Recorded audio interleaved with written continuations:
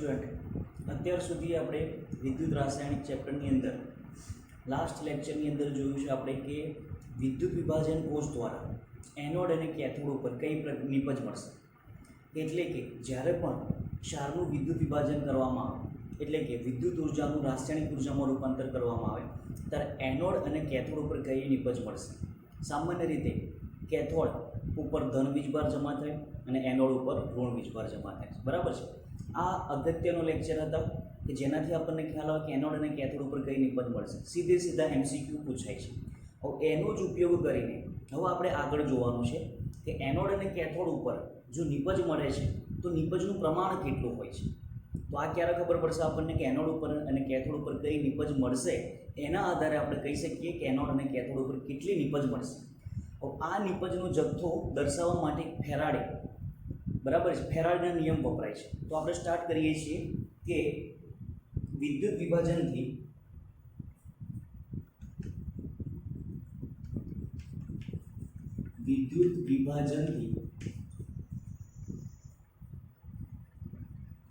પ્રાપ્ત થતી નિપજના જથ્થા વિશે ખાસ ધ્યાન રાખજો કે વિદ્યુત વિભાજનથી આપણે એટલું તો જોઈ લીધું કે કોઈ પણ ક્ષારનું દ્રાવણ હોય એનું વિદ્યુત વિભાજન કરીએ આપણે તો એનોડ અને કેથોડ ઉપર આપણને શું મળશે? નિપજ મળશે. હવે નિપજ મળે છે તો નિપજનું પ્રમાણ કેટલું એ આપણે જોવાનું છે. પરંતુ એ પહેલાં એક સામાન્ય માહિતી મેળવી લઈએ આપણે કે આપણને ખ્યાલ છે કે એક ઇલેક્ટ્રોન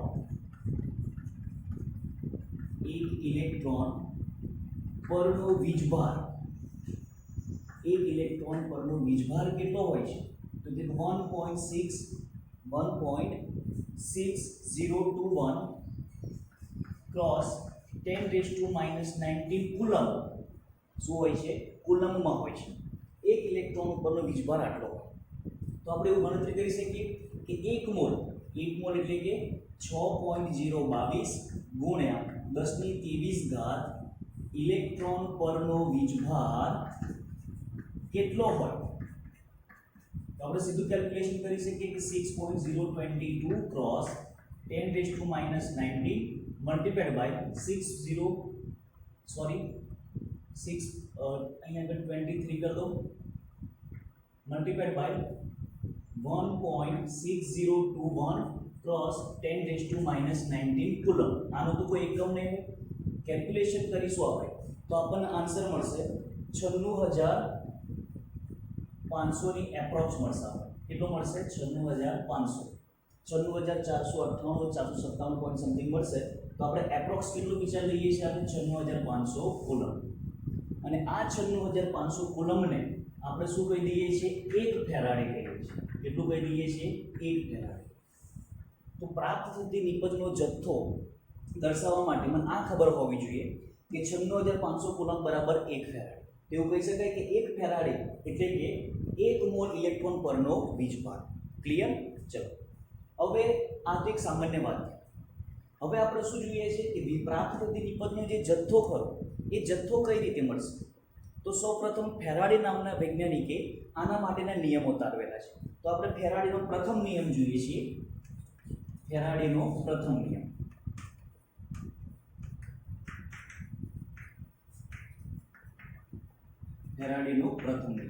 ખાસ સમજજો. તો ફેરાડે નામના વૈજ્ઞાનિકે શું કીધું? તેમણે એક નિયમ બતાવ્યો કે વિદ્યુત વિભાજનથી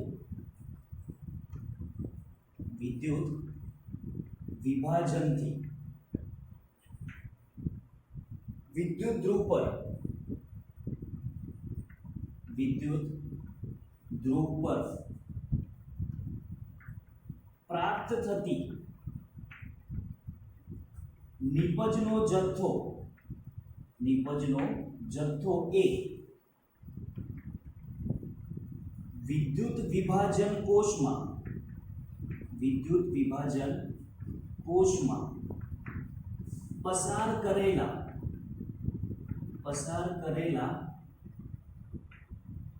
વિદ્યુત જથ્થાના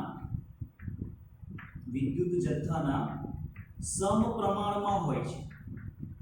વિદ્યુત જથ્થાના સમપ્રમાણમાં હોય છે.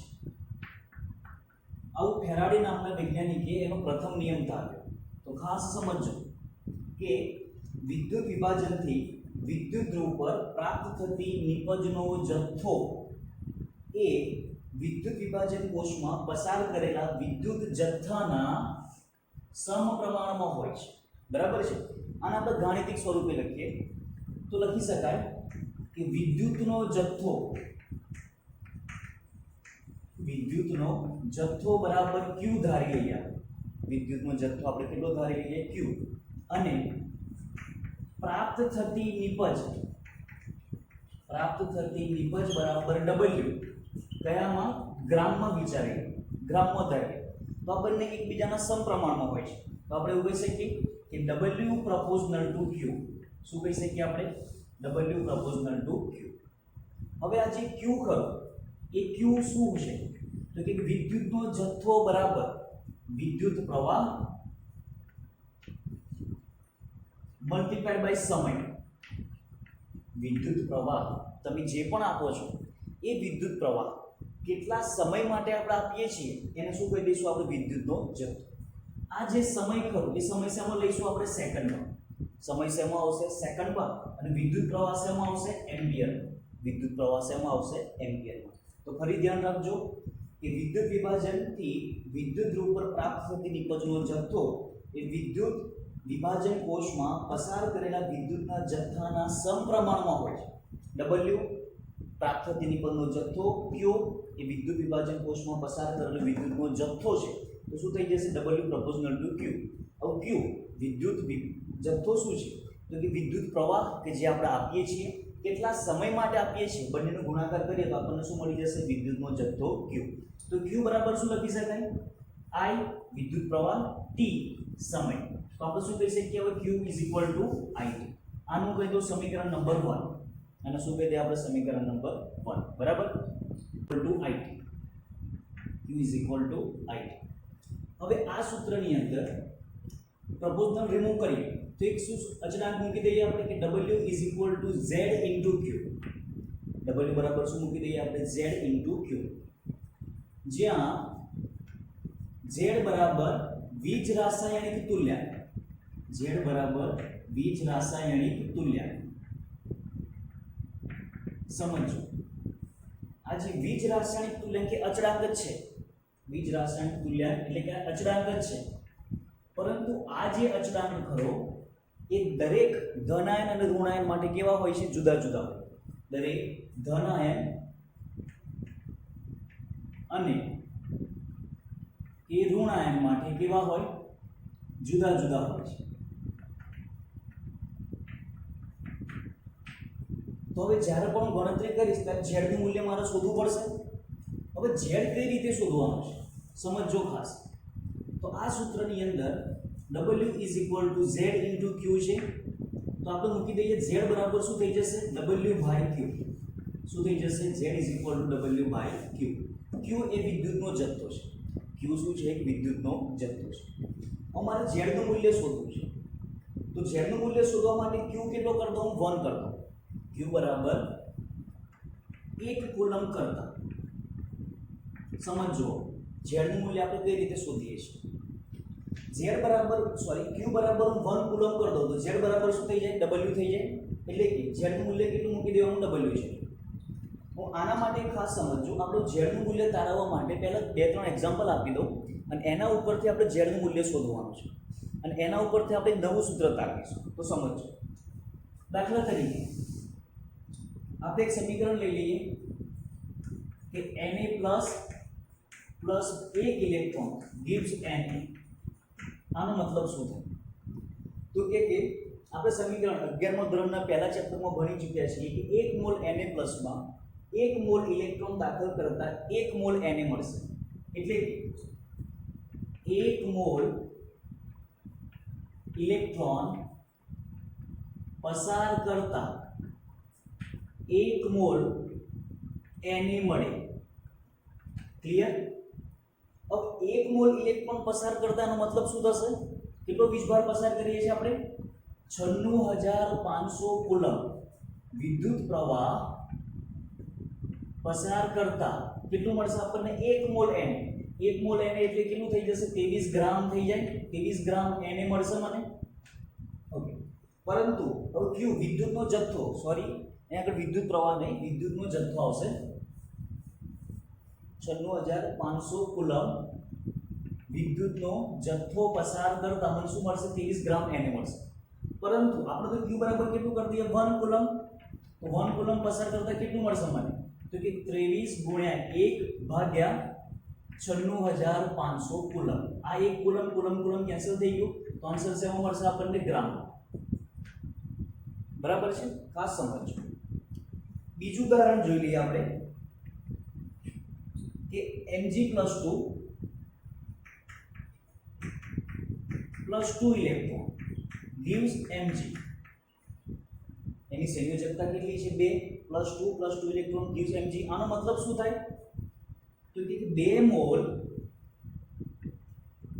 ઇલેક્ટ્રોન પસાર કરતા 1 મોલ Mg મળે 1 મોલ Mg મળે હવે તમે 2 મોલ ઇલેક્ટ્રોન પસાર કરો છો એટલે કેટલો વીજભાર પસાર કરીએ છીએ આપણે તો કે 2 ગુણ્યા 96500 કુલમ પસાર કરીએ આપણે તો 1 મોલ Mg 1 મોલ Mg એટલે કેટલું થઈ જશે 24 ગ્રામ ઓકે પરંતુ મારે તો કેટલો પસાર કરવાનો છે 1 કુલમ આ બધી ગણતરી આપણે શેના માટે કરીએ છીએ Z ની કિંમત માટે તો હવે 1 કુલમ માટે કેટલું થશે તો 1 કુલમ માટે શું લખાશે 24 multiplied by 1 divided by 2 multiplied by 96500 બરાબર છે અહીંયા કુલમ કુલમ કુલમ કેન્સલ થઈ જશે તો આન્સર શું મળશે મને ગ્રામ ક્લિયર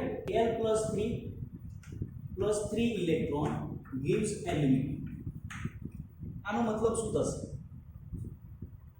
તો કે 3 મોલ ઇલેક્ટ્રોન પસાર કરતા 1 મોલ એલ્યુમિનિયમ મળે 1 મોલ એલ્યુમિનિયમ મળે હવે 3 મોલ એટલે કેટલો પસાર કર્યો તમે 3 ગુણ્યા 96500 કુલમ આટલો પસાર કર્યો તો એલ્યુમિનિયમ એટલે કે 27 ગ્રામ એલ્યુમિનિયમ મળશે પરંતુ આપણે તો કેટલા કુલમ માટે જોઈએ છે 1 કુલમ માટે તો 1 કુલમ માટે કેટલું તો કે 27 ગુણ્યા 1 ભાગ્યા 96500 મલ્ટીપ્લાઈડ બાય 3 ક્લિયર ઓકે હવે દરેકની અંદર જુઓ આ શું છે સોડિયમનું આણ્વીય દળ આ શું છે મેગ્નેશિયમનું આણ્વીય દળ અને આ શું થશે એલ્યુમિનિયમનું આણ્વીય દળ ભાગ્યા 96500 અહીંયા ગુણ્યા 1 વિચારી લઈએ આપણે અહીંયા ગુણ્યા 2 છે અને અહીંયા ગુણ્યા 3 છે તો આ શું છે તો કે એનું આણ્વીય દળ ભાગ્યા 96500 ગુણ્યા ઇલેક્ટ્રોનમાં થતો ફેરફાર એટલે કે કોઈ પણ પદાર્થની અંદર Q બરાબર 1 મોલ લઈ લઈએ Q બરાબર કેટલું લઈ લઈએ આપણે 1 મોલ તો પ્રાપ્ત થતી નિપજનો જથ્થો Q બરાબર 1 મોલ લેતા સોરી Q બરાબર 1 કુલમ લેતા શું થશે પ્રાપ્ત થતી નિપજ બરાબર કેટલું થશે એનું આણ્વીય દળ ભાગ્યા અહીંયા તો દરેકમાં 1 1 જ છે તો 1 આપણે લખતા નથી લખો તો પણ કોઈ મતલબ નહીં 96500 ગુણ્યા અહીંયા આગળ 1 અહીંયા આગળ 2 અને અહીંયા આગળ 3 આનો મતલબ શું થશે તો કે ઇલેક્ટ્રોનમાં થતો ફેરફાર અને આ ઇલેક્ટ્રોનમાં થતો ફેરફારને આપણે શું કહી દઈએ છીએ બેલેન્સિંગ ફેક્ટર શું કહી દઈએ છીએ સંયોજકતા સોડિયમ માટે 1 તો 1 મૂકો મેગ્નેશિયમ માટે 2 તો 2 મૂકો એલ્યુમિનિયમ માટે 3 તો 3 મૂકો તો આ પ્રાપ્ત થતી નિપજ કેટલી મળશે મને આ શું મળી ગયું મને Z બરાબર મળ્યું શું મળી ગયું મને Z બરાબર પ્રાપ્ત થતી નિપજ એટલે કે W અને Q બરાબર 1 લઈ લઈએ તો W શું થઈ જશે Z શું થઈ જશે Z બરાબર છે તો આના ઉપરથી શું લખી શકીએ આપણે તો કે આપણને શું મળ્યું તો W Z * Q મળ્યું બરાબર છે જો Q બરાબર હવે આપણે એક બીજું સમીકરણ પણ તાળવી લીધું કે Z બરાબર આણ્વીય દળ ભાગ્યા 96500 ગુણ્યા વેલેન્સી ફેક્ટર બરાબર છે હવે Z ની કિંમત અહીંયા મૂકી દઈએ Q ની કિંમત પણ મળેલી છે આપણને તો શું મળી જશે મને અહીંયા આગળ તો કે W Z * IT Q બરાબર શું થઈ ગયું IT Z મૂકી દઈએ આપણે તો કે આણ્વીય દળ ગુણ્યા IT છેદમાં શું થઈ જશે 96500 મલ્ટીપ્લાઈડ બાય વેલેન્સી. આ શું મળી ગયું મને? પ્રાપ્ત થતી નિપજનો જથ્થો. આ પહેલું સમીકરણ અથવા તો આપણે બીજું સમીકરણ કહી દઈએ. મોસ્ટ ઇમ્પોર્ટન્ટ, જો તમને કોઈ ક્વેશ્ચનની અંદર એનોડ અથવા તો કેથોડ ઉપર પ્રાપ્ત થતી નિપજનો જથ્થો પૂછે, એટલે કે દળ પૂછે, તો એ નિપજનો આણ્વીય દળ, પસાર કરેલો વિદ્યુત પ્રવાહ એમ્પિયરમાં, ટી સેકન્ડમાં, 96500 ગુણ્યા એના ટ્રાન્સફર થતા ઇલેક્ટ્રોન. તો આપણને સીધું શું મળી જશે? જનરલી બોર્ડમાં જે ક્વેશ્ચન પૂછાય છે અથવા તો આપણી ટેક્સ્ટ બુકમાં જે આપેલા છે એ ડબલ્યુ ઉપર જ છે. પરંતુ હવે જ્યારે કોમ્પિટિટિવ એક્ઝામની વાત કરીએ તો આટલું બધું કેલ્ક્યુલેશન કર્યા સિવાય સીધા આન્સર શું મળશે આપણને? ખાસ ધ્યાન રાખજો. હવે આપણને ખબર છે કે આણ્વીય દળ ભાગ્યા વેલેન્સી ફેક્ટર, હું અહીંયા લખું છું કે આણ્વીય દળ ભાગ્યા વેલેન્સી ફેક્ટર એટલે ઇલેક્ટ્રોનનો ફેરફાર. ઇલેક્ટ્રોનનો ફેરફાર. તો આને શું કહી દઈશું આપણે? તુલ્ય ભાર કહીએ છીએ. આને શું કહીએ છીએ આપણે? તુલ્ય ભાર. ઇંગ્લિશમાં શું કહેવાશે આને? Equivalent weight. ઇંગ્લિશમાં શું કહેવાય આને? Equivalent weight. ઇંગ્લિશમાં શોર્ટમાં શું લખીએ આપણે? EQ લખીએ છીએ. શું લખીએ છીએ? EQ. તો તુલ્ય ભાર શું છે? આણ્વીય દળ ભાગ્યા ઇલેક્ટ્રોનનો ફેરફાર. તો આણ્વીય દળ ભાગ્યા ઇલેક્ટ્રોનનો ફેરફારની જગ્યાએ મારા સૂત્રમાં લખવું હોય તો શું લખાશે? તો કે W ઇઝ ઇક્વલ ટુ આણ્વીય દળ ભાગ્યા વેલેન્સી ફેક્ટરની જગ્યાએ હું શું મૂકી દઉં? તુલ્ય દળ અથવા તો તુલ્ય ભાર કરી દઈએ.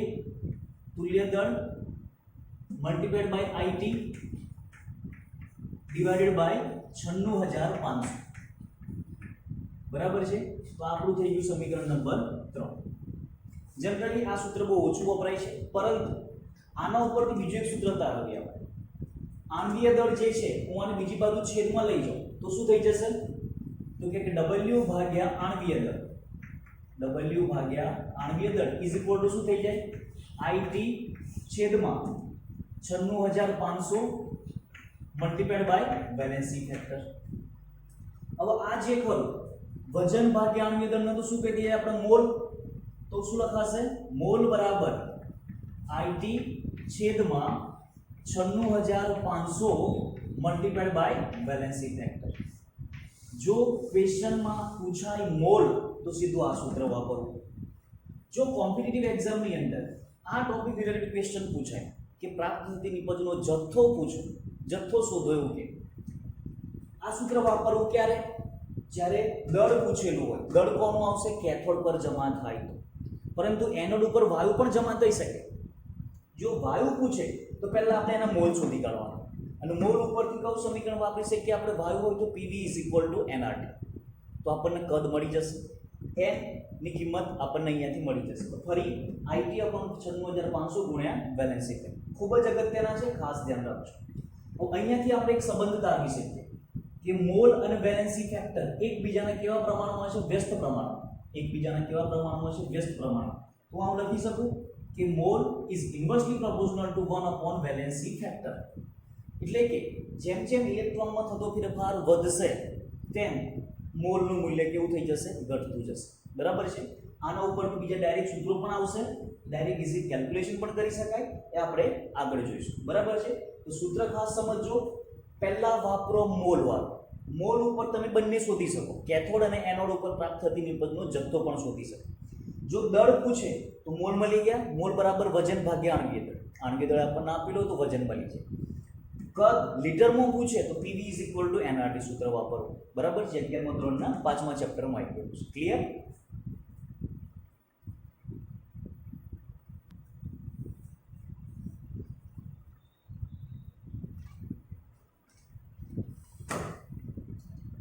ચલો હવે આ ટોપિક રિલેટેડ આપણે એક્ઝામ્પલ જોઈ લઈએ. CuSO4 ના જલીય દ્રાવણમાં 0.6 એમ્પિયર 0.6 એમ્પિયર નો વિદ્યુત પ્રવાહ, એટલે શું મળી ગયું મને? I મળી ગયું. I બરાબર કેટલું મળી ગયું મને? 0.6 એમ્પિયર 7 મિનિટ માટે, એટલે કે T બરાબર 7 મિનિટ. પણ મિનિટને શેમાં કન્વર્ટ કરી દેવાનું આપણને? સેકન્ડમાં. તો મલ્ટીપ્લાઈડ બાય શું થઈ ગયું? સેકન્ડ. 60 થઈ ગયું. તો વિદ્યુતનો જથ્થો કેટલો પસાર થયો? તો આપણને શું પૂછ્યું છે? આપણને વિદ્યુતનો જથ્થો, અને વિદ્યુતનો જથ્થો બરાબર શું થઈ જશે? Q. તો q ઇઝ ઇક્વલ ટુ શું સૂત્ર છે આપણી જોડે it, તો શું થઈ જશે i મૂકી દઈએ આપણે 0.6 t 7 ગુણ્યા 60 કેલ્ક્યુલેશન કરીએ આપણે તો આપણને આન્સર મળશે 252. શું મળશે આપણને 252 અને એકમ કયો આવશે વિદ્યુત જથ્થાનો એકમ શું હોય કુલમ. ક્લિયર. હવે જોવાનું આપણને આન્સર કુલમમાં પૂછ્યું છે કે ફેરાડેમાં. જો કુલમમાં પૂછ્યું છે તો 252 કુલમ, પણ જો ફેરાડેમાં પૂછ્યો હોય તો આપણે શું કરવાનું હવે તો કે 94500 કુલમ બરાબર 1 ફેરાડે.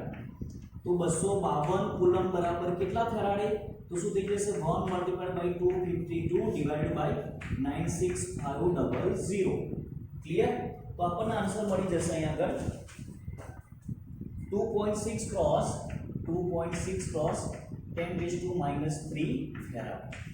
એટલે કે કુલમ ડિવાઇડેડ બાય 96500 કરીએ આપણે તો આન્સર શેમાં મળી જશે મને ફેરાડે. ક્લિયર.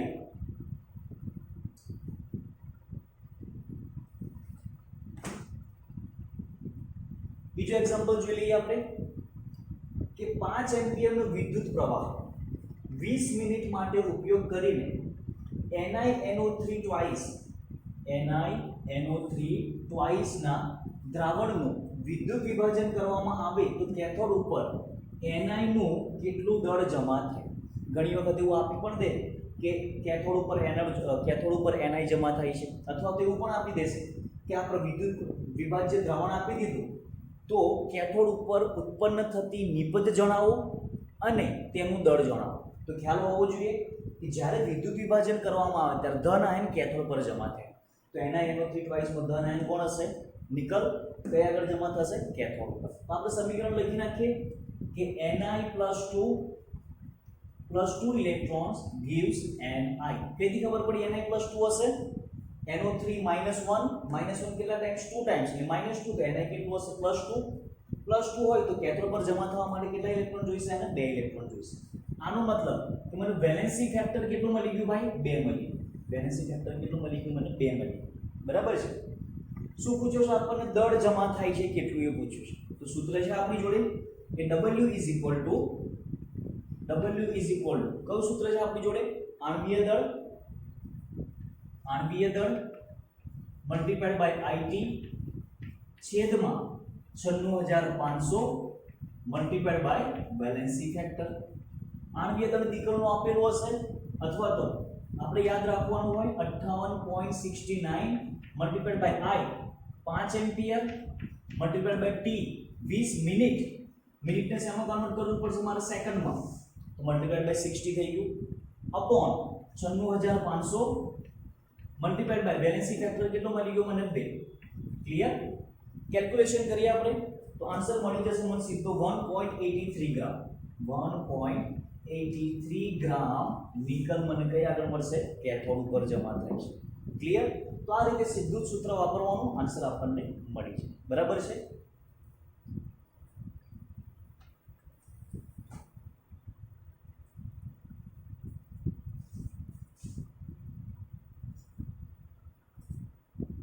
ચલો ક્વેશ્ચન સમજો. એક વાતાવરણ દબાણે અને 25°C તાપમાને સાંદ્ર NaCl ના જલીય દ્રાવણમાંથી 0.5 એમ્પિયર વિદ્યુત પ્રવાહ આપી દીધો આપણને. 1 કલાક માટે સમય પણ આપી દીધો.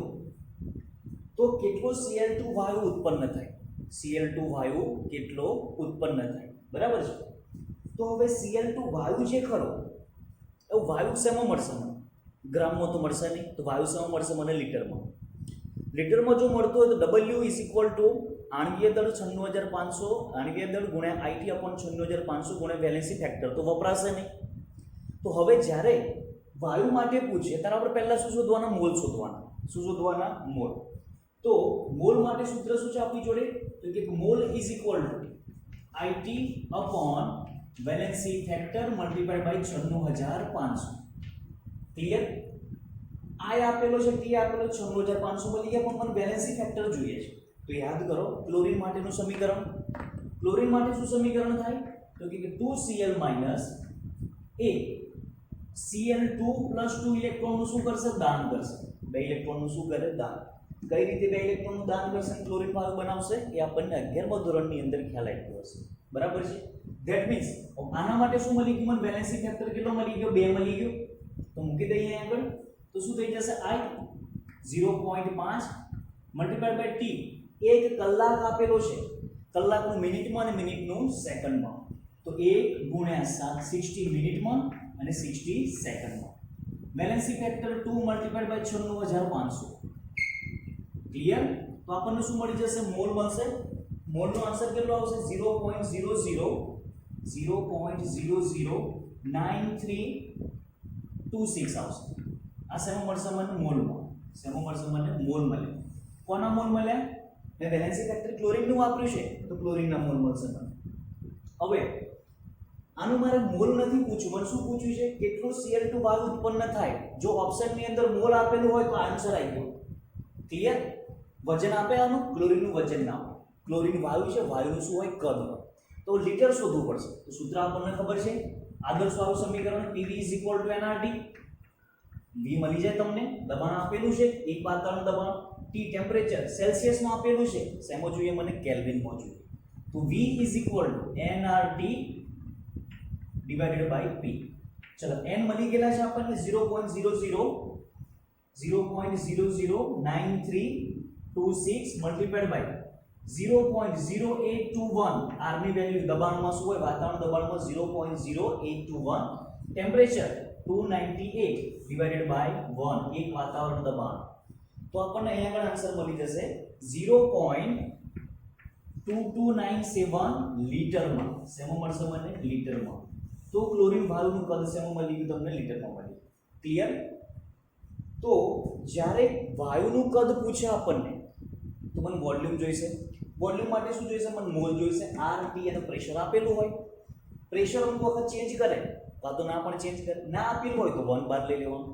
ટેમ્પરેચર કેલ્વિનમાં કેમ કેલ્વિનમાં તો કે મને અહીંયા આગળ r નો ડેટા કેટલો જોઈએ છે મને 0.0821 આ ચેન્જ કરો તો આ પણ ચેન્જ થઈ જાય ક્લિયર તો બેટર છે કે આપણે શું રાખીશું દબાણ વાતાવરણમાં રાખીશું એક બાર દબાણ અને ટેમ્પરેચર 298 કેલ્વિનમાં કરી દેવાનું તો મને આ વેલ્યુ ફિક્સ થઈ ગઈ તો મોલ એકલા શોધવાના રહે અમારે મોલ કયા સૂત્રથી શોધવાના એ જ સૂત્ર બરાબર છે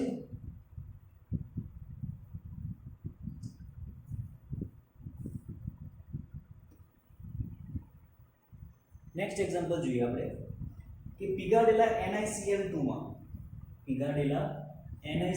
માં 12.6 એમ્પિયર નો વિદ્યુત પ્રવાહ તો એ મળી ગયો આપણને 12.6 12 કલાક માટે તો સમય મળી ગયો પસાર કરવામાં આવે તો કેટલા ગ્રામ Ni મળશે Ni કઈ આગળ મળશે પોઝિટિવ કેથોડ ઉપર અને 25 સેલ્સિયસ તાપમાન અને 740 મિલીમીટર દબાણે કેટલો Cl2 વાયુ એનોડ પર જમા થાય પરંતુ અહીંયા આગળ એક સેન્ટેન્સ ઉમેરી દીધેલું છે કે કોષની કાર્યક્ષમતા કેટલી છે 80% છે ખાસ સમજજો તો આનો ઉપયોગ કરીએ આપણે તો પહેલા તો આપણે આપણી રીતે નિકલ માટે શોધી કાઢીએ તો નિકલ માટે શું સમીકરણ લખાશે પહેલા આપણે નિકલ માટે લખીએ પહેલા આપણે નિકલની ગણતરી કરીએ તો નિકલ માટે શું સમીકરણ લખાય Ni + 2 ઇલેક્ટ્રોન્સ gives Ni તો આના માટે મને બેલેન્સિંગ ફેક્ટર કેટલો મળી ગયો 2 બેલેન્સિંગ ફેક્ટર કેટલો આવી ગયો 2 આવી ગયો ઓકે વજન પૂછ્યું છે તો W = આણ્વીય દળ મલ્ટીપ્લાઈડ બાય IT છેદમાં વેલેન્સી ફેક્ટર મલ્ટીપ્લાઈડ બાય 96500 તો વેલ્યુ મૂકી દઈએ આપણને આણ્વીય દળ આપેલું છે કે 58.67 એપ્રોક્સ 59 લઈ લો 59 multiplied by I 12.6 multiplied by T 12 કલાકમાં આપેલો છે કલાકનું મિનિટમાં અને મિનિટનું સેકન્ડમાં કલાક મિનિટ અને second valency factor 2 multiplied by 96500 બરાબર છે કેલ્ક્યુલેશન કરીએ આપણે આ બધાનું તો મને W = શું મળશે તો મને W = કેટલું મળશે 166.39 ગ્રામ મળશે કેટલું મળશે 166.39 ગ્રામ મળશે આટલું ક્યારે મળે જ્યારે કોષ 100% કાર્ય કરતો હોય આપણે તો એવું ધારેલું છે કે કોષ સંપૂર્ણપણે કાર્ય કરે છે એટલે આપણે એવું કહી શકીએ કે 100% કાર્ય કરે તો વજન કેટલું મળશે મને નિકલનું 166.39 ગ્રામ પરંતુ ક્વેશ્ચનમાં આપેલું છે કે કોષ કેટલા ટકા કાર્ય કરે છે 80% એટલે કે થોડી ઘણું ઓછું આવશે 100 આટલું તો 80 કેટલું તો કે 166.39 multiplied by 80 divided by 100 calculation કરીએ તો આન્સર મળશે મને 133.11 ગ્રામ 133.11 ગ્રામ નિકલ કેથોડ પર જમા